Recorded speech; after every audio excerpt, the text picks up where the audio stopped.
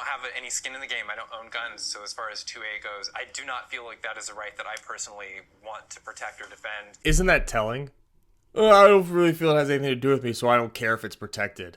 Alright guys, welcome back to the channel, and Vice dropped another debate video, and it's framed wonderfully. It's gun owners and gun users debate American gun problem. Make sure to like this video and subscribe. I'm going to go through this. It might be broken up into a number of parts, but it's a long watch, so we're going to get to it right now, and I'll comment along the way, because I'm sure, just like most things on Vice, it's going to be totally fair and, you know, unbiased. Myself and my children against two guys who have AR-15s. Tell me how. And you said yourself that the police may not make it there in time. Tell me how. You know what? The best chance you got in a situation like that is to get out the house. She just stated that So they is that reach 30 far. rounds a piece? That's 90 rounds of bullets firing through the home. You think I can outrun that? You need to get out of the house. Oh, sir, I stand my ground. Sorry. Already. It starts already. It's always some super cringy beta guy who's like, guns are like scary. You don't have balls. That woman, she has bigger balls than you do. She has more courage than you do. Because she's right. What are you gonna do when somebody comes in and has it? Because they're already out there. You can't stop. They're already out there. They already exist. So the only way you can do it is to level the playing field by giving people who would use it for protection against people who are using it to attack. That's it. That's the answer. That's it. Thanks for coming, guys. That's the whole video. No, it's not. Okay. I feel powerful. I feel confident. Fun is pretty much what I'm thinking about and what I'm feeling when I'm shooting a gun. It's a good time. It's like Spider-Man. With great power comes great responsibility. Facts. All right, that was lame. That was lame, dude. That was lame. Stop it. Started,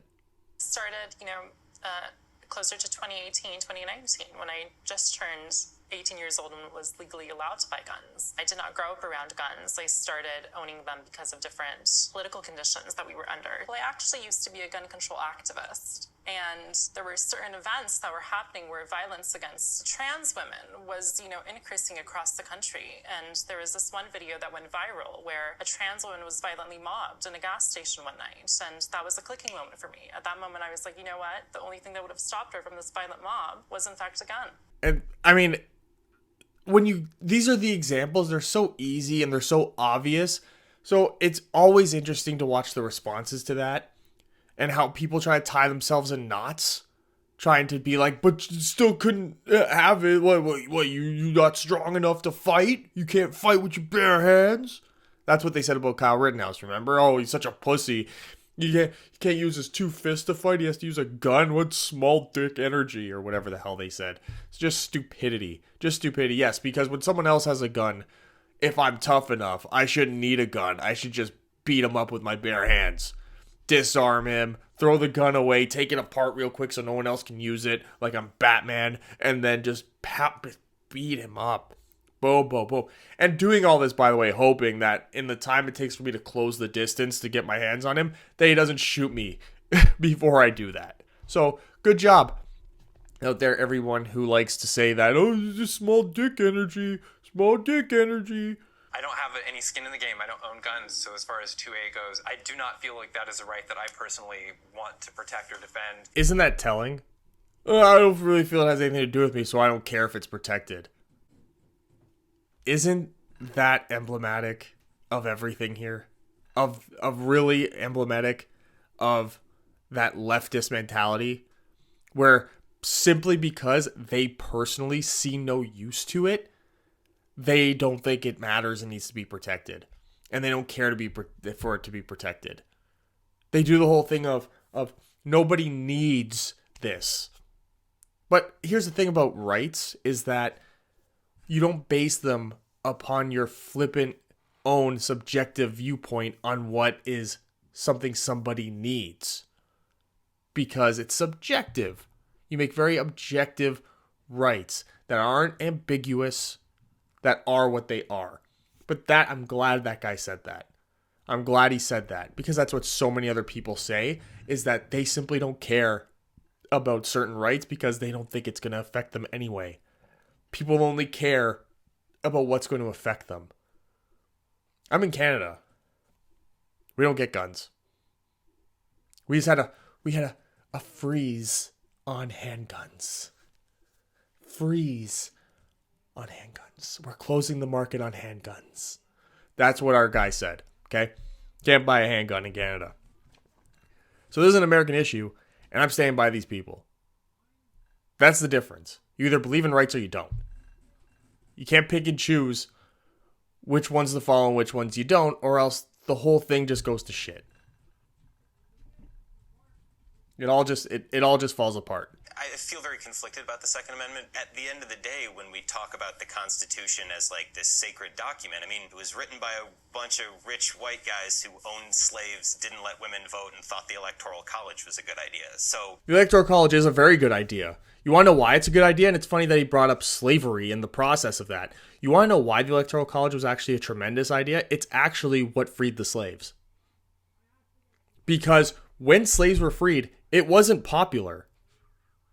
You realize that? It wasn't a majority rule that got slavery removed. It was people using the Electoral College to elect a president and to elect government that then abolished slavery. And they went through the war and everything like that, of course. But that was a big part of it. The Electoral College was literally put in place to prevent mob rule that would have kept slavery a thing. So, sorry that the rich white men who owned rich white men who wrote the document, sorry that they were rich, I guess rich by what standards of the 1700s, whatever that even meant in the 1700s. You know, there was the haves and have-nots. There weren't rich people back then. There were kings, and then there were like peasants who did nothing. So, whatever that means, white man, by the way. I love that argument too. Oh, let me insert all my politics into here and not even realize how much I contradicted myself in the process. Good job, bud. Good job. I love this video already. This is going to go a long time probably. Oh my God. What's the number say at the bottom? Jesus. maybe it's not a perfect document, and we should kind of update it as time progresses. As a survivor of gun violence, I can't help but to think about how many people have been lost because of this perceived right or this outdated document. I feel like this debate around the Second Amendment is oversimplifying a really serious and complex issue. Of this perceived right. This perceived right. It's perceived. It's perceived. It's not a thing. It's perceived, and it's outdated. It's perceived and it's outdated. I'm surprised no one's brought up the oh, it's only for muskets, and like the ones where you reload it like this, like where it looks like you're jerking it off. I'm surprised that argument hasn't been made yet. I'm sure it's coming. I might have jumped the gun here a bit. No pun intended. Oh, but it's not perceived. It is a right. And until these armies, these militaries stop making the weapons, which they never will, civilians are going to keep getting them. And if civilians are going to keep getting them, even if you ban it in the country, they're still going to get in. You want to know why? Because the cartels in Mexico aren't going to stop having guns and aren't going to stop figuring out a way to get them across the border. Because that's a lot of what happens now anyway. So congratulations, you're perceived right. So basically what you're saying is that you don't think that it should exist. Even though you say you're a gun owner and you're in the military, you should have an understanding of why having a gun on you is perhaps advantageous against threats. I don't know. Maybe you weren't deployed. Maybe you're like one of those people who's like, I'm a decorated veteran, but you like stayed in somewhere in Texas and just did a lot of jogging with weights on your back. I don't know. Maybe you're that guy. We're in a world where we are literally out-arming who's supposed to be protecting us. And it's all coming from a place of fear. If we're thinking about how to protect our homes or to protect our families, there are better, lower risk ways to do that. And as someone who's been shot, having a gun on me would have not saved my life. If anything, it would have cost me my life, because it gives you this false concept of confidence in a life or death situation when your first instinct should be to flee or evade. You don't know that, okay? You don't know that. If I had a gun, I definitely would have been dead. I would have done the opposite, because I know I could see alternate timelines. My name's Doctor Strange. I hate that. I hate that. It's like, you didn't have a gun on you. You got shot. Who's to say that if you in another situation You know, like, and also, like, your situation is your situation. That's not indicative of every situation.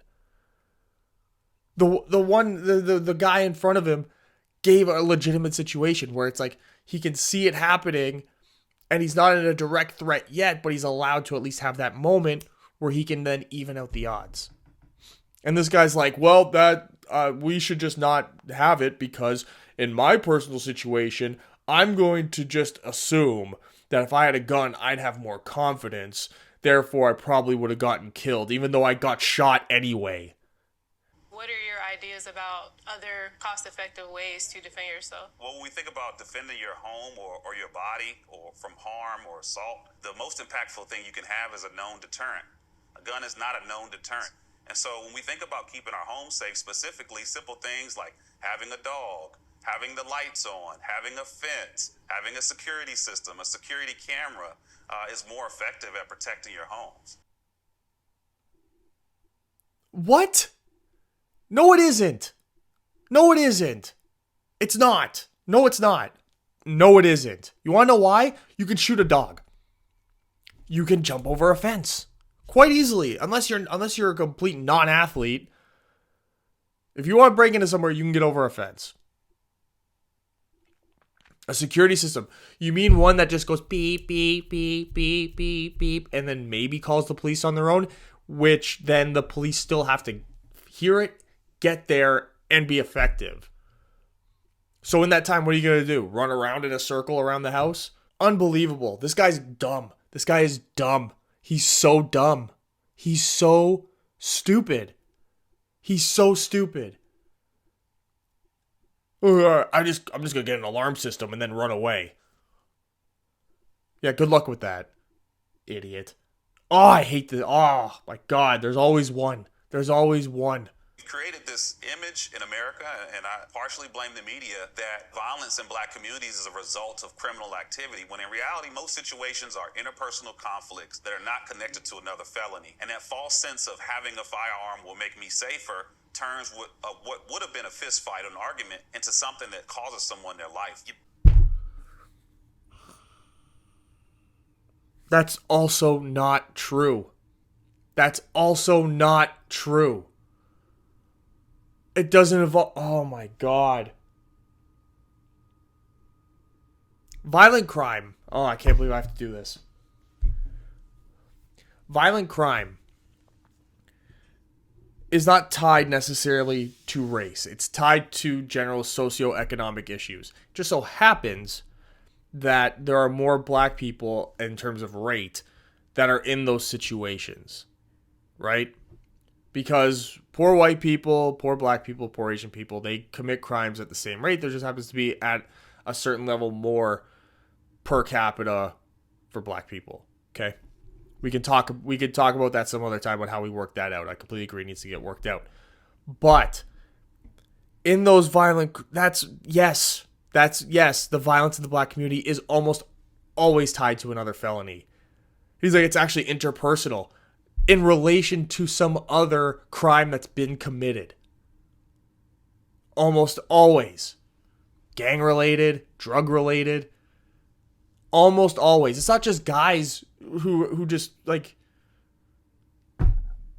This is the dumbest human being that Vice has ever had. And think about the ground that covers. And he speaks with such confidence that he's the smartest person in this group.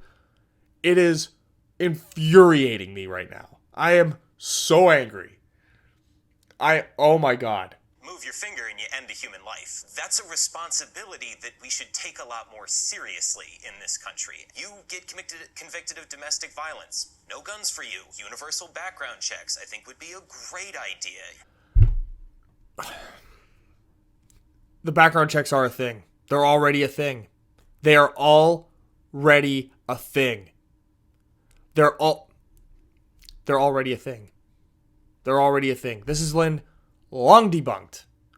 So long debunked. So long debunked. So long debunked. So I'm just going to stop it there for part 1. Come back next time with part 2, where I try to not go completely crazy listening to these dumb people make long debunked points, but it is typical of Vice and these debate videos anyway, so I kind of playing myself a bit, aren't I? Yeah.